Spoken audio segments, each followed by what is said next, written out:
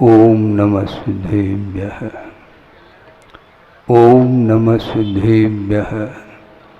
ओम नमः सिद्धेभ्यः।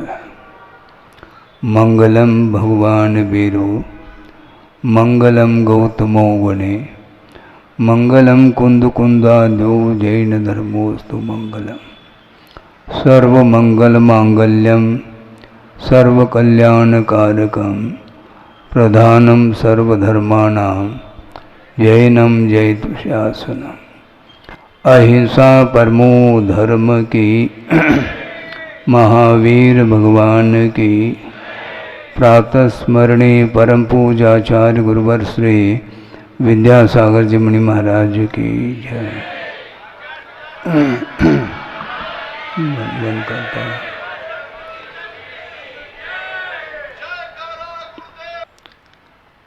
प्रातः भी जनता आई थी, लेकिन प्रवचन की दृष्टि से एक ही समय निर्धारित किया था। प्रातः काल में गुरुदेव की पूजा आप लोगों ने भक्ति पूर्वक की है और यहाँ पर आगम के अनुरूप कुछ विषय रखा जा रहा है, उसको बड़ी आस्था के साथ सुनने का प्रयास करना चाहिए, क्योंकि आस्था के बिना रास्ता प्रशस्त नहीं हो सकता। विश्वास बहुत बड़ी चीज है, जिसको सैद्धांतिक दृष्टि से श्रद्धान कहा है। प्रत्येक वस्तु के प्रति श्रद्धान रखा जाता है। यथार्थ श्रद्धान के बिना वह मार्ग प्रशस्त नहीं हो पाता। वैसे देखा जाए मार्ग तो प्रशस्त ही है, चलने वाले के मन में यदि प्रशस्तता नहीं है, निर्मलता नहीं है, कलुषता है, तो इसमें मार्ग का कोई भी दोष नहीं है। स्वयं शुद्धस्य मार्गस्य बालाशक्त जनाश्रयां वाच्यतां यत् प्रमार्जन्ति तद्वदन्ति उपगूहनम, ऐसा कहा। स्वयं शुद्ध है, किंतु बाल अर्थात अज्ञानियों के आश्रय से, अशक्त व्यक्तियों के आश्रय से उसमें दोष उत्पन्न होता है। इसलिए मार्ग को प्रशस्त रखने की आवश्यकता है और गुरुदेव ने अपनी साधना के माध्यम से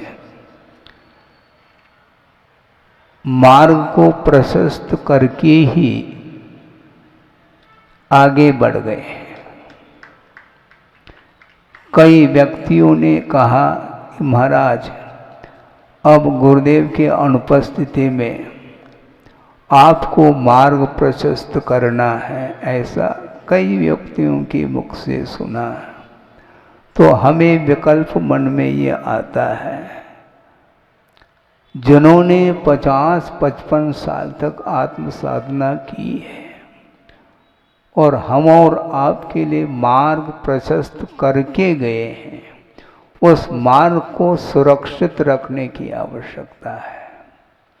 वह मार्ग अपने चेष्टाओं के माध्यम से कलंकित न हो, इतना ध्यान रखेंगे तो निश्चित रूप से प्रभावना होगी। आप मार्ग पर चले अथवा न चले ये अलग विषय है, किंतु जो मार्ग प्रशस्त है उसको प्रशस्त रखने में आपका भी योगदान आवश्यक है। हाँ, मैं मंच से बोल रहा हूँ, मैं इसलिए बोल रहा हूँ क्योंकि मुझे बिठाया गया है, और जो भी यहाँ से मैं बोलूँगा वह बिना आधार के नहीं बोल सकता, न बोलूँगा। बिना आधार के कोई जिज्ञासा रखता है, कोई जिज्ञासु, उसका समाधान भी मैं नहीं दे सकता, ये भी उतना ही सत्य है। क्योंकि जिज्ञासा भी आगम के आधार से करनी चाहिए और उसका समाधान भी आगम के आधार से ही मिलेगा। लेकिन वर्तमान में ये बहुत कम देखने को मिलता है। जिज्ञासाएं उत्पन्न होती हैं किंतु उसके आगे पीछे आगम का कोई ध्यान नहीं रखा जाता है। दूसरा, कितना पानी में है इसको देखने के लिए यदि तुम जिज्ञासा रखोगे तो वह जिज्ञासा नहीं मानी जाएगी, क्योंकि यह स्वाध्याय का अंग है। स्वाध्याय के कितने भेद हैं? प्रवचन होते रहते हैं, मनोरंजन का पुट ज़्यादा रहता है प्रवचनों में, किंतु ये ध्यान रखें कि स्वाध्याय के कितने अंग हैं। वाचना, प्रचना, अनुप्रेक्षा, आमनाय और धर्मोपदेश। अंत में धर्मोपदेश के लिए स्थान दिया है। पहले वाचना से प्रारंभ करते हैं। वाचना की परिभाषा आपको ज्ञात है? वाचना का अर्थ क्या है? पढ़ने का नाम वाचना नहीं। आप सुने, ये परिभाषाएं कुछ ऐसी हैं जो जन साधारण के लिए वो अभी तक वह परिचय में वह आया ही नहीं विषय। वाचना पूजपा स्वामी ने स्पष्ट किया है, निर्वध्य ग्रंथ अर्थ उभय प्रदानम वाचना। निर्वध्य अर्थात निर्दोष आगम के अनुरूप, ग्रंथ अर्थात शब्द और अर्थ अर्थात उसका मीनिंग, इन दोनों को जो प्रदान किया जाता है उसका नाम वाचना। गुरुदेव वाचना करते थे, यानी प्रदान करते थे हम लोगों के लिए। महाराज कुछ बताओ। हम नहीं बताएंगे, जो बता चुके हैं उसको ग्रहण करने का पुरुषार्थ करो।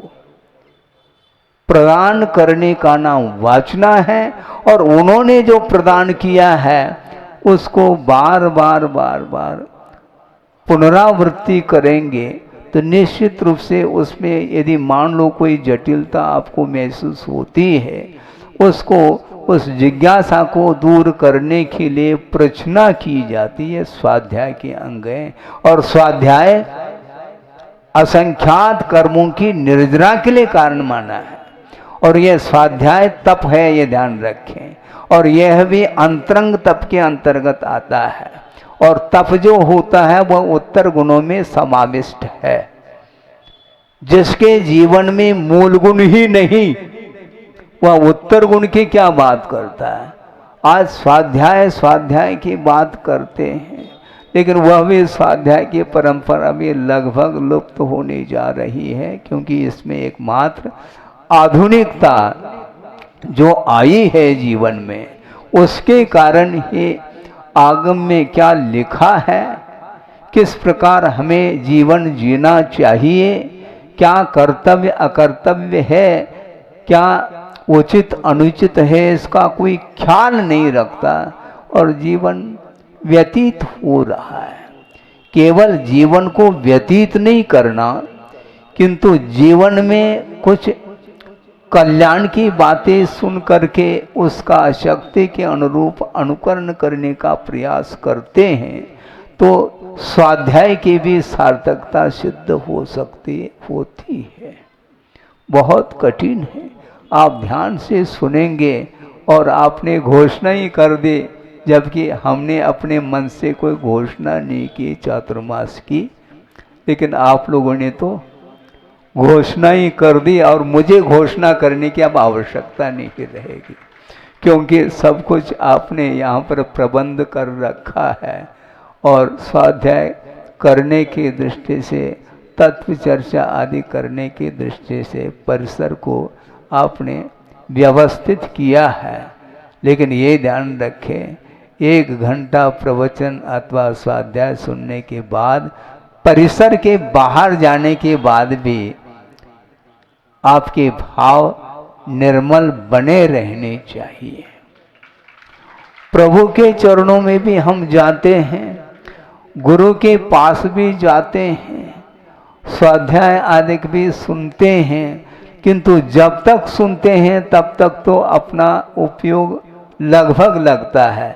मैं इसलिए कह रहा हूँ लगभग, आप बैठे हैं, उपस्थित हैं मेरे सामने, किंतु आपका मन भी उपस्थित होना चाहिए। शरीर से तो उपस्थिति है, पूरा लगभग पंडाल भर चुका है, किंतु मन के साथ भरना चाहिए। उसके बिना स्वाध्याय का कोई भी महत्व समझ में नहीं आता। तो इसलिए हमारा बार बार कहना है, आप जिज्ञासा रख सकते हैं और उस जिज्ञासा का समाधान आगम के अनुरूप मिलेगा। इसलिए वस्तुतः अपने परिणाम को निर्मल बनाने के लिए बहुत सारे साधन हैं।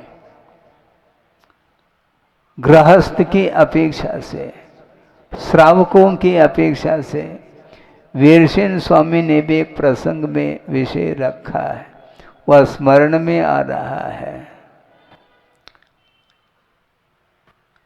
दानम पूजा शील मुमुवासु चहुव्यहो सावयानम धम्मो। दान, पूजा, शील और उपवास यथाशक्ति, ये 4 श्रावकों के धर्म हैं। महाराज हमसे उपवास नहीं बनता, उपवास नहीं बनता है तो यदि अनुपात से ज़्यादा यदि लेंगे तो निश्चित रूप से लंघन करना पड़ेगा। डॉक्टर ये कहता है, क्योंकि अजीर्ण हुआ है।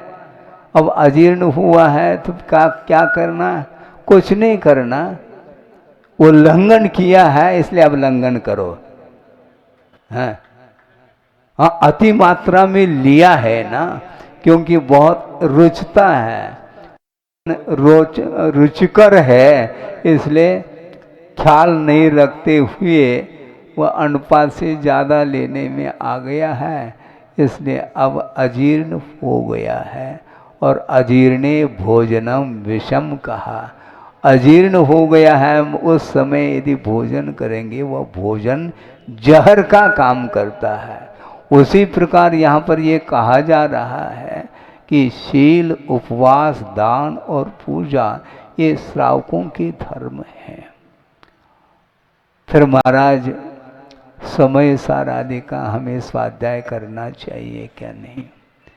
मैं करने का निषेध तो नहीं करता, किंतु आद्योपांत समयसार ग्रंथ में कुंद देव ने जो वर्णन किया है वह वर्णन श्रमण को सामने रख करके किया है।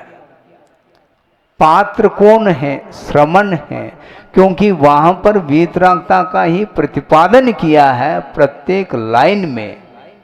इसलिए गुरुदेव ने ये कहा था कि यमे का छात्र है, वह पढ़ रहा है, उसके पास भी पुस्तक किताब है, वह यमे की जो किताब है यदि जो पहली कक्षा में पढ़ रहा है छात्र, उसको पढ़ने के लिए दिया जाए, उचित है क्या?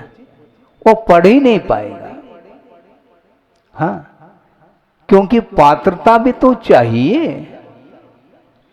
तो जो नर्सरी में भी नहीं है, कक्षा फर्स्ट में भी नहीं आया है, तो उसके योग्य ही स्वाध्याय कर लेना चाहिए।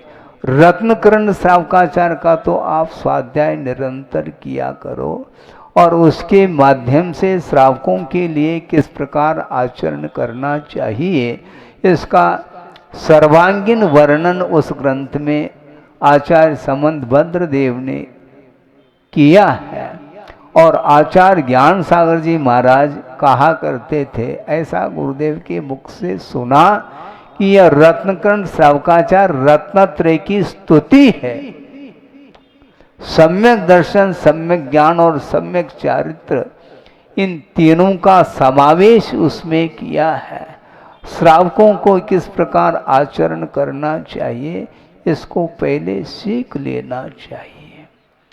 बल्कि यूँ कहना चाहिए कि आहार दान, औषध दान और अभय दान, ज्ञान दान, उपकरण दान, अनेक प्रकार के दान हैं और दान की विधि होती है। दान की विधि मात्र आहार दान की विवक्षा से ही होती ऐसा नहीं, आहार दान के प्रसंग में भी विधिवत ही आहार दिया जाता है। उसी प्रकार ज्ञान दान भी विधिवत ही होना चाहिए, उसके बिना कभी भी वह आगम का सदुपयोग नहीं हो पाएगा। प्रसंग के अनुरूप हमने शायद पहले भी कहा होगा, फिर से जनता बैठी है उस प्रसंग को रखना चाहता हूँ। गुरुदेव के सामने एक विद्वान ने कहा कि महाराज, कि महावीर भगवान के सिद्धांत को घर घर पहुंचाना चाहिए, यहाँ तक कि आउट ऑफ कंट्री में भी इसका प्रचार प्रसार होना चाहिए। महाराज आपका क्या मन है? गुरुदेव ने कहा, मैं आपका समर्थन नहीं कर सकता। क्या बात है महाराज?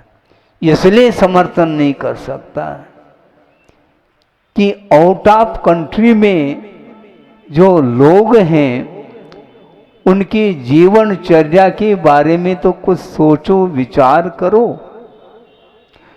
जिन्होंने मद्य मधु मांस का परित्याग नहीं किया है, सप्त व्यसन का त्याग नहीं किया है, जिसके जीवन में अहिंसा के विषय में कोई भी ज्ञान ही नहीं है, भौतिक क्षेत्र में उसका ज्ञान काम कर रहा है, इसलिए पात्रा पात्र का ख्याल रखना चाहिए। पूर्व भूमिका के बिना जिस किसी के सामने हम आगम को रखेंगे तो आगम का अनादर होगा, ये ध्यान रखो। ऐसा गुरुदेव ने कहा है। ये न्यूज़पेपर नहीं है जिस किसी के हाथ में हम आगम को दे दें। ये स्वाध्याय है और प्रश्नारूप स्वाध्याय को भी मर्यादित रखना चाहिए। इसको चैनल के माध्यम से यदि मान लो यत्र तत्र प्रचार करने की अपेक्षा से उपयोग करते हैं, निश्चित रूप से आगम का दुरुपयोग होगा, ये ध्यान रखें। लग सकता है आपको कि महाराज आपकी आज क्या हो गया, आपको हुआ कुछ नहीं है, गर्मी तो नहीं बढ़ी, गर्मी बिल्कुल नहीं बढ़ी है।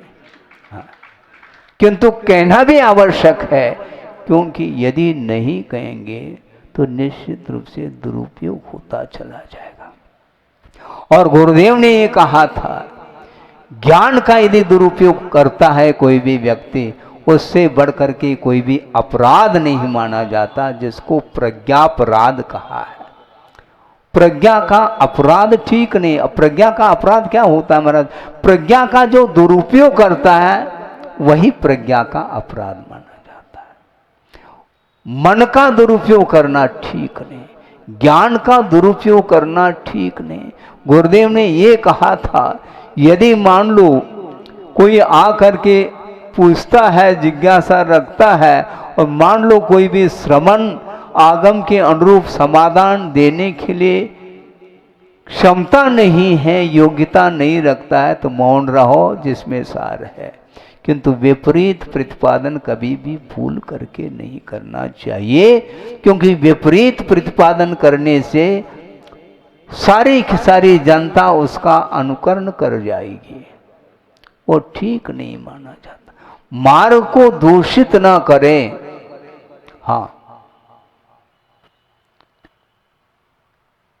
मार्ग को दूषित करने से पूरा मार्ग ही समाप्त हो जाता है और उसका दोष स्वयं की ओर पर जाता है। इसलिए गुरुदेव ने कहा, ये ध्यान रखो, बीज का वपन करना है, जहाँ कहीं भी मत करो।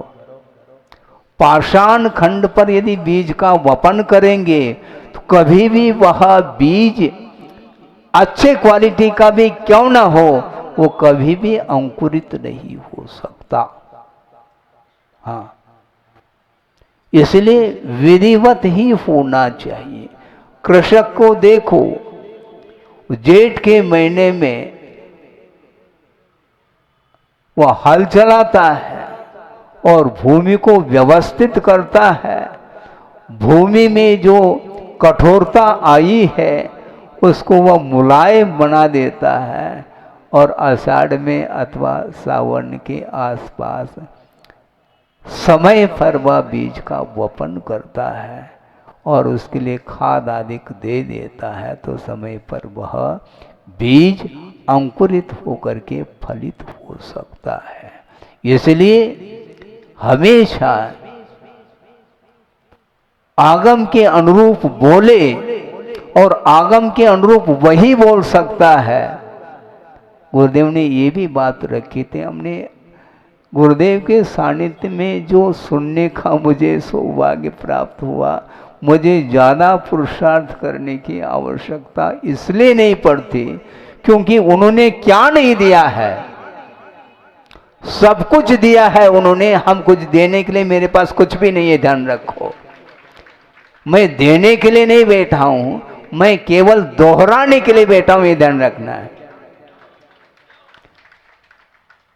गुरुदेव ने जो कहा है उसको दोहराना है, किंतु राह तो एक ही रहेगा, दो राह नहीं हो सकते, ये ध्यान रखो।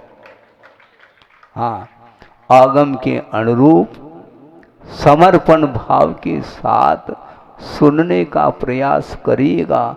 ज़्यादा पढ़ने की अपेक्षा से अल्प मात्रा में भी पढ़ो, किंतु बार बार यदि पढ़ते हैं तो निश्चित रूप से आगम में जो लिखा गया विषय है, जो उसकी गहराई है, वह समझ में आ सकती है। और एक बार समझ में आएगी और यदि समर्पण भाव है तो उसका अनुकरण भी अपने जीवन में कर सकता है। इसलिए हमारा यही कहना है, समय तो आगे बढ़ रहा है, बढ़ेगा। वो 357 हुए हैं, समय अभी है है तो सुनते जाओ। लेकिन ये ध्यान रखो, केवल सुनना नहीं, सुनना और सुनाना बहुत सरल है, किंतु अनुकरण करना बहुत कठिन होता है। सुनाने में क्या दिक्कत है, थोड़ा सा अध्ययन कर लिया, थोड़ा श्रम कर लिया तो क्षोभम बढ़ जाता है, फिर बाद में सुनाने के लिए वह बैठ जाता है, और सुनने वालों की संख्या भी कम नहीं है और सुनाने वालों की संख्या भी कम नहीं, किंतु अनुकरण करने वालों की संख्या विरल है, ऐसा स्वयं आगमकारों ने कहा है। इसलिए अनुकरण की बात करो। प्रैक्टिकल पेपर है ये, थ्योरेटिकल नहीं है, प्रयोगात्मक धर्म है, अपने जीवन में प्रयोग में लाना चाहिए। इसलिए सप्त व्यसन का त्याग होना चाहिए, उसके बिना पात्रता नहीं आती। सामान्य रूप से उपदेश देना अलग विषय है, किंतु आगम के जो मार्मिक विषय है उसको जिस किसी के सामने यदि रखेंगे तो उसका अनादर हो सकता है, इसलिए नहीं करना चाहिए। इसलिए विधिवत होना चाहिए। विधि द्रव्य दात्री पात्र विशेषा तद विशेष कहा। हाँ, तस्य दानस्य विशेष, उस दान में विशेषता आती है, विधि होनी चाहिए। विधि है? प्रतिदिन देखता हूं मैं चौके में, महाराज आप पोल खोल रहे हैं, पोल है नहीं, वो प्रकट है, उसको क्या पोल थोड़ी, वो बाहर दिख रहा है। नवदा भक्ति पूर्वक ही दान दिया जाता है, और स्वस्य अतिसर्ग, अपना त्याग होता, दूसरे का नहीं। और विधिवत होना चाहिए, रुचिवत नहीं होना चाहिए।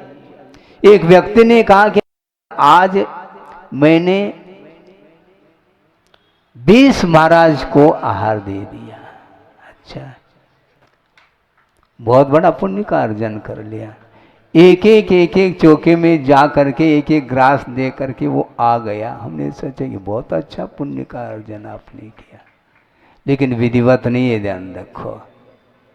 हाँ, स्वस्थ अतिसर्ग पड़गान कर लेना चाहिए और ले जा करके नवदा भक्ति होती है, उच्चासन, उसके बाद पूजन, पहला पाद प्रक्षालन, फिर पूजन, फिर बाद में शुद्धि, फिर बाद में होता है सब कुछ है।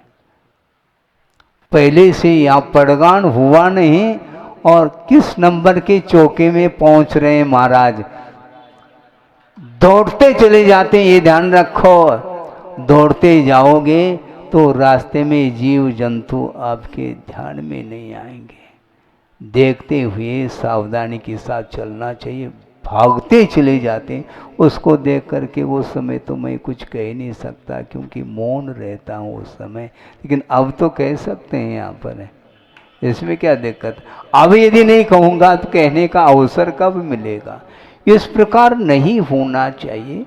सावधानी के साथ जीव जंतुओं की विराधना न हो, इस प्रकार नीचे देखते हुए धीरे धीरे चलना चाहिए। पहले से 40 एक व्यक्ति पहुंच जाते हैं चौके में और ये और कह देते हैं महाराज हम तो ये तय के हैं। तो उनको हमने कहा भैया हम ही बाहर के हैं। अब क्या कहा जाए उनके लिए, बोलो आप। ऐसा बिल्कुल नहीं होना चाहिए। जबकि 50 साल से आप देखते आए हैं गुरुदेव की चर्या को, और उन्होंने जो बताया है उसको कब सीखोगे महाराज। भावना तो रहती, भावना अलग वस्तु, भक्ति अलग वस्तु, किंतु विवेक के साथ जो भक्ति की जाती है उसी के माध्यम से पुण्य का संचय होता है। तो इसलिए उस विद्वान को बात समझ में आ गई कि गुरुदेव ने समर्थन क्यों नहीं किया है। आउट ऑफ कंट्री में है क्या, कुछ भी नहीं वहां पर। कॉमन सेंस, व्यावहारिक ज्ञान तक नहीं उन्हें कि किस प्रकार हमें चलना चाहिए। दया के विषय में कोई भी ज्ञान नहीं, ककारा नहीं जानते, तो उनको हम कहाँ तक आगम का विषय सामने रख पाएंगे, संभव नहीं है। इसलिए बहुत सोच समझ करके इस विषय को समझते हुए आप अपने परिवारों को भी समझाने का प्रयास करिए। आप ही यदि नहीं समझ पाएंगे तो परिवार के लोग कैसे समझ पाएंगे। बहुत कठिन होता है, लेकिन कठिन होते हुए भी बार बार प्रयत्न करने से वो संस्कार आ सकते हैं अपने जीवन में। क्योंकि संस्कार जो आते हैं वो तत्काल नहीं आते हैं। संस्कार का अर्थ क्या होता है, मैं बताओ है? संस्कार का अर्थ क्या होता है?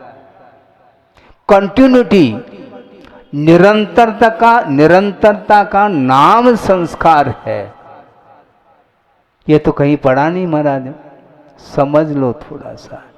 दूध को तपाना है पीने के लिए, तो आपने दूध को पात्र में डाल करके सिगड़ी पर रख दी और वह यूं रख करके उतार दिया है। वह संस्कार नहीं है, केवल रख करके उतार दिया है।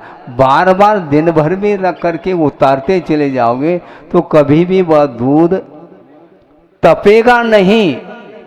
उसी प्रकार निरंतर आपको स्वाध्याय आदि करना चाहिए, तब कहीं जाकर के आपके जीवन में संस्कार आ सकते हैं। और मोहजन्य संस्कार को डिलीट करने के लिए कितने भव लगेंगे कहा नहीं जा सकता। अतीत अनंत काल में अनंत भव चले गए हैं प्रत्येक के, और वह मोह अभी भी समाप्त नहीं हो पा रहा है। मोह की बात आती है, राग की बात आती है तो आपकी नींद गायब हो जाती है, और वीतरागता की बात आ गई तो नींद आने लग जाती, क्योंकि वीतरागता रुचती नहीं है ना, समस्या ये है। इससे भी ज्यादा संख्या में जनता आ सकती है यदि यहाँ पर राग का कोई कार्यक्रम रख दिया जाए, कोई प्रोग्राम। फिर देख लो, रात के 10 बजे भी रख दे तो 8 बजे आकर के ही उपस्थिति होगी उनकी। किंतु धार्मिक अनुष्ठान की अपेक्षा से बाद में आएंगे और पहले निकल जाएंगे। हाँ, आएंगे बाद में और जिनवानी स्तुति के बिना ही निकल जाएंगे वो। ऐसा क्यों होता है? क्यों मत पूछो। इसी को बोलते धर्म के प्रति रुचि कम होती चली जा रही है। इसलिए संस्कार देने के लिए निरंतरता की आवश्यकता है। मोह की अंत्येष्टि करना है बंधुओं, ये ध्यान रखो। मोह को बढ़ाना नहीं, राग को बढ़ाना नहीं, किंतु राग को समाप्त करना है। क्योंकि यह राग आग दहे सदा ताते समामृत से ही है। चिर भजे विषय कषाय अब तो त्याग निज पद पे। छड़ाला की पंक्ति तो कम से कम दोहराओ। राग को आग के समान कहा है, लेकिन धर्मानुराग हमारे लिए वरदान सिद्ध होता है। 2 प्रकार के राग हैं, एक विषयानुराग और एक धर्मानुराग। विषय संबंधी जो राग है वह संसार के लिए कारण है, और धर्म के प्रति जो अनुराग उमड़ता है उसके माध्यम से मोक्ष मार्ग और प्रशस्त होता चला जाता है। इसलिए मेरा राग आपके प्रति है, किंतु धर्मानुराग है, ये ध्यान रखो। हाँ, मुक्तागिरी से नागपुर आ गए और नागपुर से पुनः भोपाल आ गए। महाराज, आपका मन मुक्तागिरी में लगा नहीं क्या? लगा तो है। 40 दिन तक लगभग वहाँ पर रहे और अच्छा धर्म ध्यान हो गया सबका। फिर बाद में फिर जो सिटी में रहते हैं, शहर में रहते हैं, उनके लिए भी तो कुछ ख्याल रखना पड़ेगा ना। हाँ, इसलिए नागपुर में आकर के 3 महीने ग्रीष्मकालीन समय व्यतीत किया। उसके बाद यहाँ 15-20 दिन में भोपाल आ गए हैं। काय के लिए आए हैं? किसके लिए आए हैं? जो गुरुदेव ने श्रम किया है, जो दायित्व आपके कंधे पर रखा है, उसको जल्दी से जल्दी उस दायित्व को पूर्ण करना है। उस कर्तव्य को पूर्ण कौन कर रहा है इसको देखने के लिए मैं आया हूं, ये ध्यान रखो। यहाँ पर कमेटी है और कमेटी के साथ साथ पूरी समाज है, और भी अन्यत्र के भी समाज यहाँ पर आएगी। और ये विशाल जनालय जो बनने जा रहा है, इसको देख करके अपने आप ही धर्म के प्रति और अनुराग बढ़ता जाएगा। और जितने जल्दी आप जनालय को पूर्ण करेंगे उतने जल्दी मुझे दर्शन करने का अवसर मिलेगा। और जितना विलंब करेंगे तो हमें दर्शन विलंब से मिलेंगे, ये ध्यान रखो। सुन रहे क्या नहीं? पूरा प्रवचन भूल जाओ लेकिन ये पंक्ति तो याद रखो। हाँ हाँ हाँ, पूरा प्रवचन भूल जाओ, कोई बाधा नहीं, लेकिन ये जो मुख्य जो उद्देश्य है, क्योंकि श्रावकों की अपेक्षा से कहा, दान, पूजा, शील और उपवास। आप पूजन करेंगे और दर्शन करेंगे, और जो पूजक आएंगे उनके लिए भी आप स्थान देंगे। आपके इस श्रम के माध्यम से दूर दूर के लोग आकर के विशाल जो जनालय इसका दर्शन करेंगे, और उसमें जो जनबिंब स्थापित करेंगे आप, उसके दर्शन करके जिसके अंदर सम्यक दर्शन है और मजबूत होगा, जिसके अंदर नहीं है, तो जिन बिंब के दर्शन करने से सम्यक की उत्पत्ति होगी, वो सारा का सारा श्रेय आप लोगों को जाने वाला है, ध्यान रखो। इसलिए गुरुदेव ने बहुत करुणा करके आप लोगों के लिए, क्योंकि आप लोग गृहस्थ है और गृहस्थ अपने जीवन को जीता है और परिवार के लिए भी अपना योगदान देता है, वित्त का संचय करता है, किंतु सांसारिक ऐसा कोई भी कार्य नहीं होता जिसमें पाप का अर्जन ना होता हो। इसलिए जीवन में जो कुछ भी पाप का अर्जन हुआ है संसारी प्राणी के द्वारा, उस पाप को धोने के लिए यह प्रकल्प है, ध्यान रखो। समझ रहे हैं क्या? नहीं समझते तो 2 तारीख को समझ लो। हाँ, रिजल्ट तो उसी दिन खुलेगा। हाँ, पेपर लिखो अच्छे से। हाँ, गुरुदेव ने हमें भी पेपर दिया है लिखने के लिए और आप लोगों के लिए भी दिया है। इसलिए हम अपने कर्तव्य की दृष्टि से जो भी गुरुदेव ने कहा है उसको करते चले जाएंगे। बड़े भावों के साथ भीग करके हम अपने पेपर को लिखेंगे। उसी प्रकार आप लोगों का भी कर्तव्य है। गुरुदेव ने अकेले हो करके जो प्रभावना की है, विश्व को जो प्रकाश दिया है, अब मुझे प्रकाश देने की आवश्यकता नहीं, उन्होंने जो प्रकाश दिया है उसमें चलने की आवश्यकता है। और उन्होंने प्रकाश दिया है, इसके उपरांत भी जो चलना नहीं चाहता है तो वह अंधेरे में है, ये ध्यान रखो। इसलिए यथाशक्ति चलो। आपका समय हो रहा है। यह प्रतिदिन इस प्रकार के प्रसंग आगम के आधार से आप लोगों को सुनने को मिलेंगे। तत्व चर्चा आदि के माध्यम से भी आपका ज्ञान विकसित होगा। हो इस पवित्र भावना के साथ। अहिंसा परमो धर्म की जय। बोधि समाधि परिणाम शुद्धि स्वात्मोपलब्धि शिव शोक शुद्धि चिंतामणिम चिंतित वस्तुदाने त्वां वंदमानस्य ममास्तु देवी। परम पूजाचार्य गुरुवर श्री विद्यासागर जी मुनि महाराज की जय।